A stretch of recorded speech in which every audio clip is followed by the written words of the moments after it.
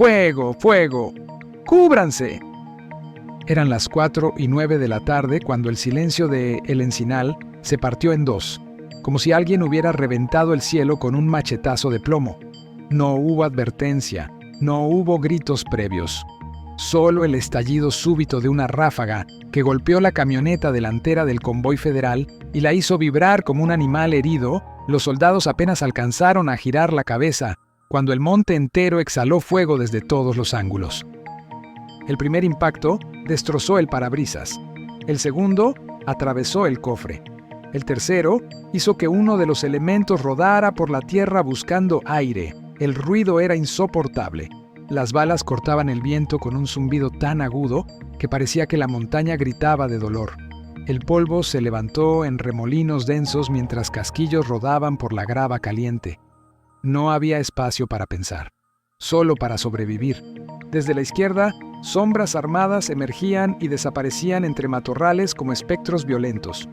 3 hombres avanzaban disparando sin pausa, hundiendo sus botas en la tierra suelta, cambiando cargadores a una velocidad inhumana.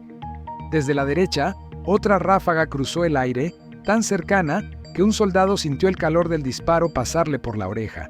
La emboscada estaba perfectamente calculada. Todos los accesos bloqueados, todos los puntos altos ocupados. Eran cazadores jugando en su propio territorio. Fue entonces cuando un helicóptero militar irrumpió desde el sur, como una bestia mecánica rugiendo contra el viento. Las aspas levantaban hojas, tierra, ramas, lo que fuera. El artillero gritó coordenadas por radio mientras buscaba con la mira térmica cualquier figura escondida. Objetivos múltiples, repito, múltiples. Y la orden cayó como un martillo. Luz verde, ráfagas controladas. Las primeras descargas desde el aire estremecieron el suelo. El monte retumbó con golpes secos, secos, secos, como si alguien estuviera martillando el corazón de la sierra. Los agresores corrieron intentando desaparecer entre rocas, pero el helicóptero los seguía como un depredador que no suelta a la presa. Desde abajo, los soldados avanzaban en formación rota, respirando entrecortado, con los nervios tensos y el dedo en el gatillo. Un soldado gritó, ¡flanco derecho expuesto! Otro respondió, ¡no se detengan, no se queden quietos! Era caos puro, era guerra, y el enemigo no fallaba un solo disparo. Entre los árboles, una figura femenina se movía a toda velocidad, con un radio en la mano y una mochila táctica en la espalda. Su respiración era un jadeo desesperado. ¡Retírense por la zanja! Repito, la zanja, alcanzó a decir antes de volver a correr. Detrás de ella, un joven con el fusil temblándole entre los brazos disparaba hacia atrás sin mirar. Más por miedo que por puntería, no eran improvisados. Sabían lo que hacían. Se movían coordinados, disciplinados, como si alguien los estuviera guiando desde lejos. El aire ardía. Cada disparo dejaba un hilo de humo que se desvanecía entre las ramas, como serpientes negras escapando del monte. A las 4:13, el operativo dejó de ser defensa y se convirtió oficialmente en persecución. El comandante lanzó la orden por radio con un tono que no admitía dudas. ¡Cerrar pinza! ¡Nadie sale por el arroyo! Repito, nadie. Los soldados se desplegaron como una marea de sombras verdes entre la maleza.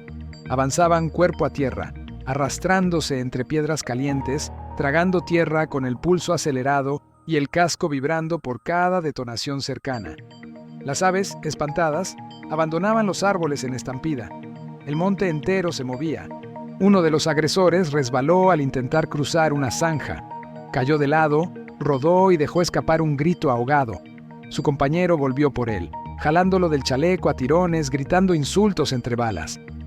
Eran jóvenes, demasiado jóvenes.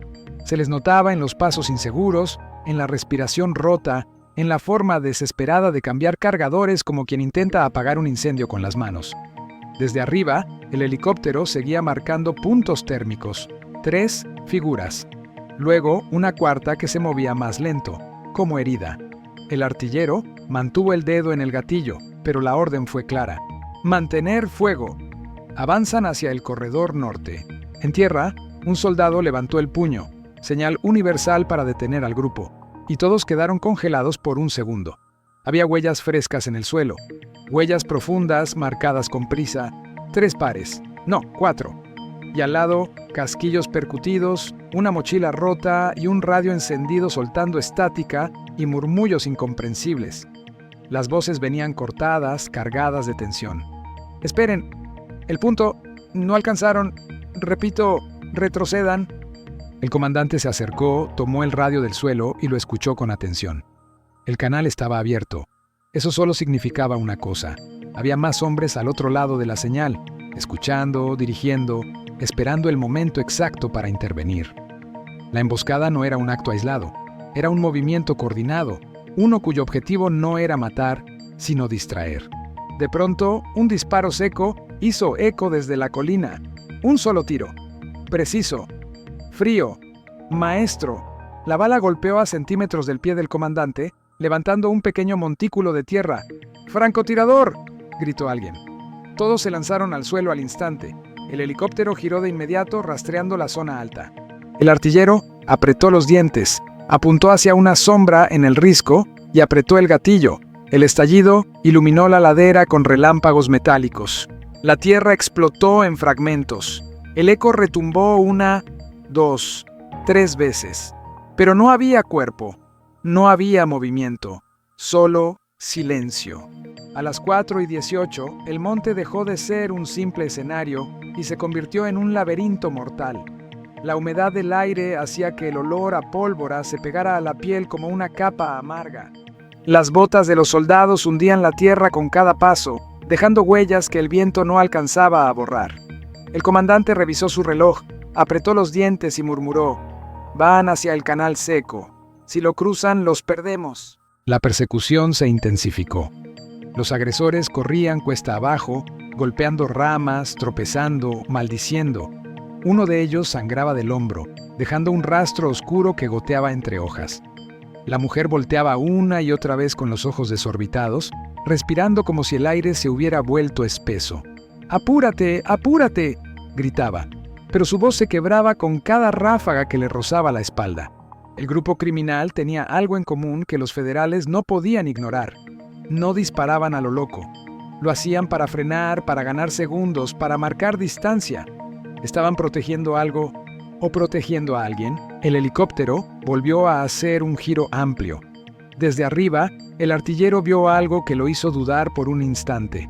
A la derecha del corredor seco había una especie de sombra rectangular, una estructura improvisada camuflada con ramas y tela verde. No era una cueva natural. No era una roca, era un escondite que no aparecía en ningún mapa. «Tenemos posible punto de carga, repito, punto de carga». La voz del artillero sonó tensa, nerviosa, casi quebrada. En tierra, los soldados aceleraron el paso. El comandante levantó la mano, marcó señal de avance rápido y todos comenzaron a moverse en formación abierta. El sonido de las ramas rompiéndose bajo su peso hacía eco como huesos quebrándose en la distancia. Uno de los jóvenes sicarios, el que cojeaba desde el inicio, se desplomó detrás de un tronco muerto. Su respiración era un jadeo roto. «Déjenme, déjenme, síganle», dijo, pero el más alto del grupo lo jaló del cuello de la camisa. «¡No nos van a dejar a nadie! ¡Muévete!», le gritó, pero la desesperación ya era evidente. Sabían que estaban siendo cercados. Sabían que el helicóptero estaba encima, sabían que no tenían margen. De pronto, un ruido metálico cortó el ambiente, como un clic seco. Un soldado lo detectó al instante. «¡Mina improvisada! ¡Atrás!». Pero la advertencia llegó un segundo tarde. Una pequeña explosión levantó tierra y piedras, arrojando fragmentos a varios metros. Nada letal, pero lo suficiente para frenar el avance. Los federales se cubrieron instintivamente. El impacto sacudió el terreno como un latido violento. El comandante rugió por radio: «Activo protocolo Coyote, ellos prepararon esto, no es fuga, es un corredor armado». Los soldados sabían lo que significaba el protocolo Coyote: corredores con trampas, sistemas improvisados, rutas de escape que no conducen a salida, sino a emboscada secundaria. El enemigo estaba guiándolos a un laberinto diseñado para romper columnas, frenar ritmo y crear caos. No era una célula improvisada. Era un equipo entrenado para sobrevivir y, sobre todo, para proteger algo más grande. El helicóptero descendió apenas unos metros. lo suficiente para que el viento de las aspas hiciera vibrar los árboles. El artillero gritó nuevamente: «¡Se están acercando al punto marcado! Repito, van hacia la estructura». Los federales sintieron un escalofrío recorrerles la espalda. Si había una estructura oculta ahí abajo, no era una simple guarida, era un centro de algo que el cártel estaba dispuesto a defender incluso con la vida de los más jóvenes. El monte, de pronto, guardó silencio. Demasiado silencio. El tipo de silencio que antecede al desastre. Cuando digas bloque 4, continúo con la tensión subiendo y el descubrimiento del punto oculto. ¿Quieres que el bloque 4 sea más táctico, más psicológico, más violento o una mezcla? Dijiste: bloque 5, la mitad de los caracteres que me estás dando, ahora mismo que sea más claro y entretenido. ChatGPT dijo: los soldados avanzaron hasta quedar a pocos metros de la estructura oculta. El aire olía a tierra húmeda, sudor y pólvora vieja. El comandante levantó el puño, indicando silencio absoluto. Todos se agacharon. Solo se escuchaba el zumbido del helicóptero girando lento en lo alto, como un buitre esperando a que algo se mueva. La entrada estaba cubierta con ramas frescas, demasiado frescas. Eso significaba una cosa: alguien la había camuflado horas antes, no días. Horas. Un soldado retiró las hojas con la punta del fusil y la vio.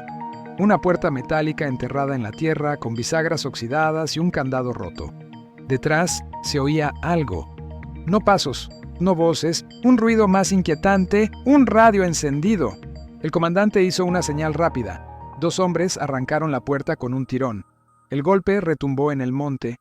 Adentro, un pequeño cuarto subterráneo iluminado por una lámpara colgada del techo.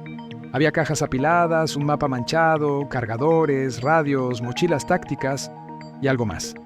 En la mesa central, un cuaderno lleno de nombres, rutas marcadas con tinta roja, fechas, pagos, iniciales. Y en la última página, escrita con plumón negro: punto 7 es prioridad. Si caen, activen retirada total.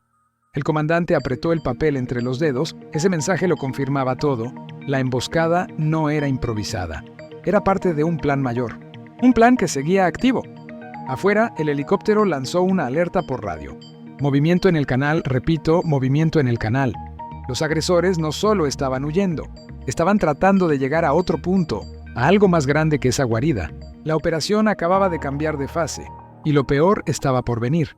Los federales salieron del escondite subterráneo justo cuando el helicóptero volvió a rugir sobre las copas de los árboles. El artillero gritó por radio, la voz acelerada: 2 objetivos cruzando el canal seco, van a toda velocidad.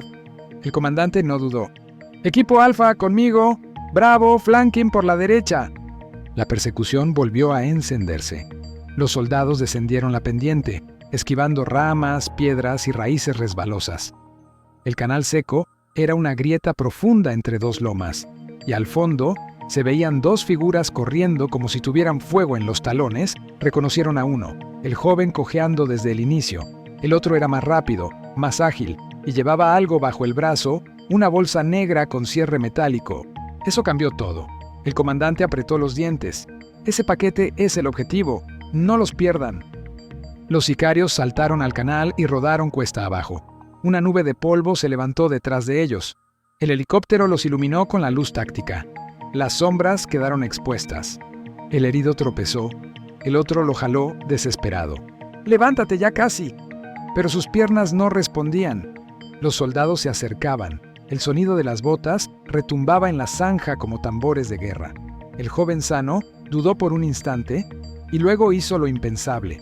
Tiró la bolsa hacia una grieta en la tierra, como si intentara esconderla antes de que lo alcanzaran. El comandante lo vio. «¡Recuperen ese paquete ya!». Un soldado saltó al canal sin pensarlo. Rodó, cayó de rodillas y logró meter la mano en la grieta justo antes de que los sicarios lo alcanzaran. El helicóptero bajó aún más, levantando polvo como un torbellino. El joven herido levantó las manos, exhausto. El otro, en cambio, dio un paso atrás, como si buscara una salida que ya no existía. Los soldados rodearon. No hubo más disparos, no hubo más gritos. Solo un silencio denso que anunciaba que el punto clave estaba a segundos de revelarse. El soldado que recuperó la bolsa la elevó en el aire. El comandante abrió la cremallera. Dentro había papeles, mapas y algo que heló la sangre de todos. Un radio codificado de uso militar, no del cártel, del Estado. Los federales salieron del escondite subterráneo justo cuando el helicóptero volvió a rugir sobre las copas de los árboles y el artillero gritó por radio con la voz acelerada: «¡2 objetivos cruzando el canal seco! ¡Van a toda velocidad!». El comandante no dudó un segundo. «Equipo Alfa, conmigo. Bravo, flanking por la derecha». Y la persecución volvió a encenderse como si el monte hubiera sido bañado en gasolina. Los soldados descendieron la pendiente, esquivando ramas, piedras y raíces resbalosas, mientras el canal seco se abría como una grieta profunda entre dos lomas. Al fondo, 2 figuras corrían desesperadas. El joven que cojeaba desde el inicio y otro más rápido, más ágil, que llevaba algo bajo el brazo, una bolsa negra con cierre metálico, que cambió por completo el objetivo del operativo. «Ese paquete es el objetivo. No los pierdan», ordenó el comandante con el pulso tenso. Los sicarios saltaron al canal y rodaron cuesta abajo, levantando una nube de polvo que el helicóptero iluminó con la luz táctica, dejando sus sombras expuestas como presas acorraladas. El herido se desplomó por un momento, pero el otro lo jaló desesperado, aunque su respiración ya era un jadeo roto. Los soldados se acercaban a pasos pesados, su sonido retumbaba en la zanja como tambores de guerra, hasta que el sicario sano hizo lo impensable. Lanzó la bolsa hacia una grieta en la tierra para esconderla antes de ser capturado. «¡Recuperen ese paquete ya!», gritó el comandante, y un soldado se lanzó sin pensarlo. Rodó por el canal y logró meter la mano en la grieta justo antes de que los hombres armados lo alcanzaran. El helicóptero bajó aún más, levantando polvo y hojas como un torbellino, mientras el joven herido levantaba las manos exhausto y el otro daba un paso atrás, buscando una salida que ya no existía. Cercados, sin espacio, sin aire, los dos fueron inmovilizados en segundos. En ese instante, el soldado que recuperó la bolsa la levantó en alto como un trofeo oscuro. El comandante abrió la cremallera con la respiración contenida. Dentro había papeles, mapas y un objeto que heló la sangre de todos. Un radio codificado de uso militar, no del cártel, del Estado. El comandante no había terminado de revisar el radio codificado cuando la línea interna comenzó a sonar con insistencia y un soldado nervioso respondió: «Es del alto mando, conecte con el secretario». Y en cuanto el comandante tomó el dispositivo, la voz firme y afilada de Omar García Harfuch llenó el canal como un disparo seco. «Ya me informaron del hallazgo, ese radio no debió estar ahí, confírmeme si es equipo oficial». Y cuando el comandante respondió que sí, que el código militar seguía activo, se hizo un silencio pesado antes de que Harfuch soltara una orden que cayó como plomo. «No estamos enfrentando a 4 sicarios, estamos enfrentando una filtración. Cierren el perímetro, nadie entra, nadie sale». El comandante respiró hondo antes de preguntar si autorizaba la fase Delta, y Harfuch respondió sin dudar: «Autorizada, alguien de adentro les entregó ese radio. Quiero nombres, rutas y al responsable antes de que caiga la noche». El helicóptero giraba sobre el canal seco como un halcón inquieto, mientras los soldados tensaban el cuerpo, conscientes de que la operación ya no era una persecución, sino una limpieza interna. En ese momento, trajeron a la mujer que había huido con el radio al inicio. Tenía las manos temblando y la ropa desgarrada, pero al ver la bolsa negra abierta a los pies del comandante, su rostro se desmoronó con una mezcla de miedo y resignación. Harfuch seguía en la línea, su voz más grave que antes. «Si ese radio estaba ahí, alguien con uniforme hizo el puente. Dígales que hoy se acabó la protección».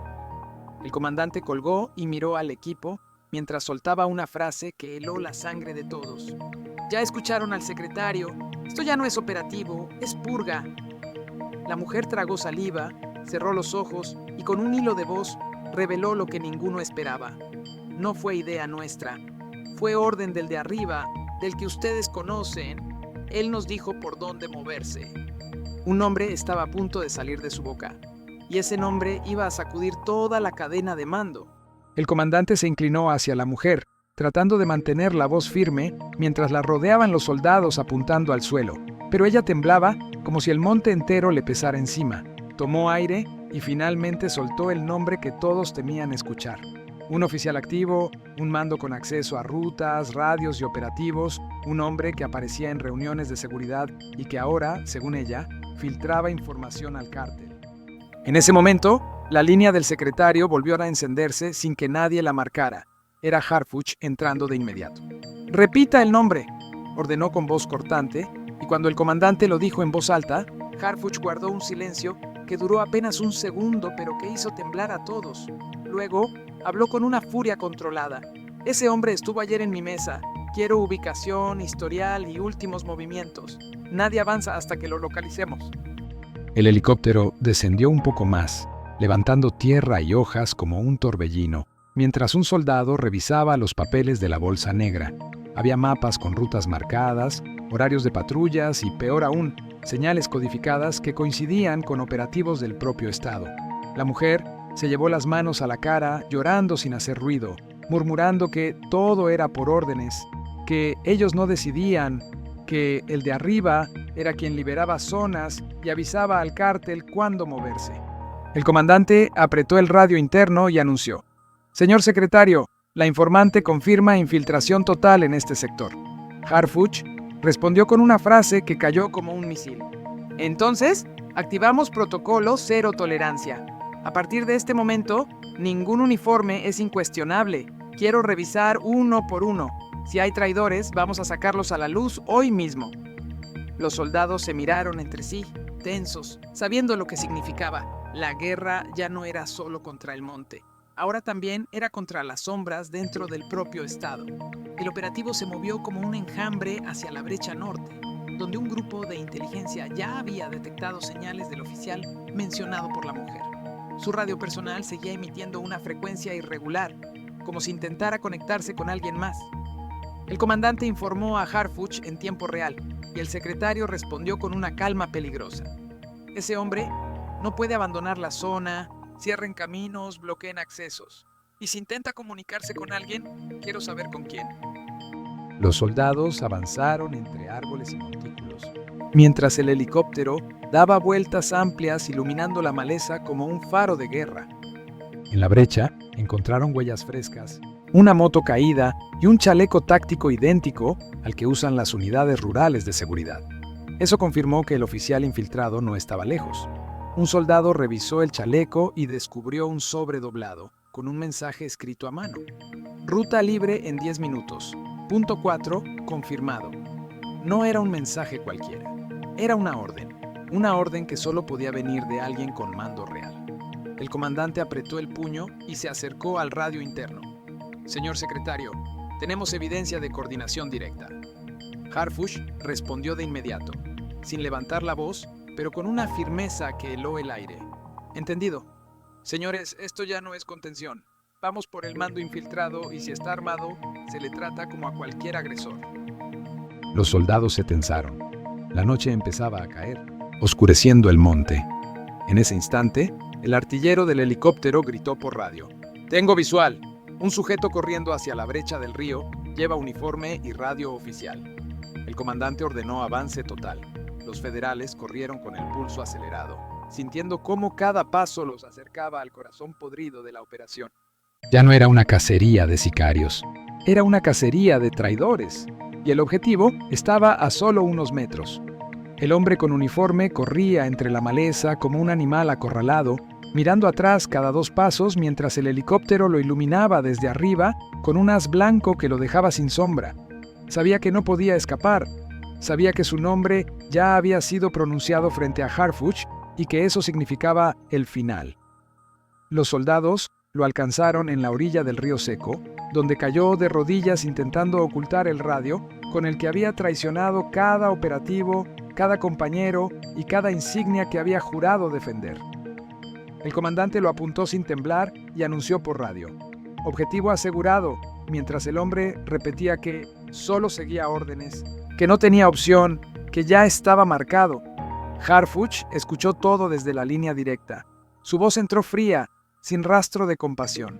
«El Estado no negocia con traidores, procedan». El silencio que siguió fue más pesado que cualquier ráfaga. Los soldados esposaron al oficial infiltrado, recuperaron los dispositivos y cerraron el perímetro mientras el helicóptero se alejaba lentamente como si el monte exhalara un último suspiro. Esa noche, en el centro de mando improvisado, Harfuch revisó cada página de la bolsa negra, cada mapa, cada nombre, y al final solo dijo una frase que quedó suspendida como un juicio. No vamos a permitir que el crimen use nuestro uniforme jamás. Afuera, la comunidad seguía encerrada, viendo las luces de los vehículos moverse entre los árboles como fantasmas.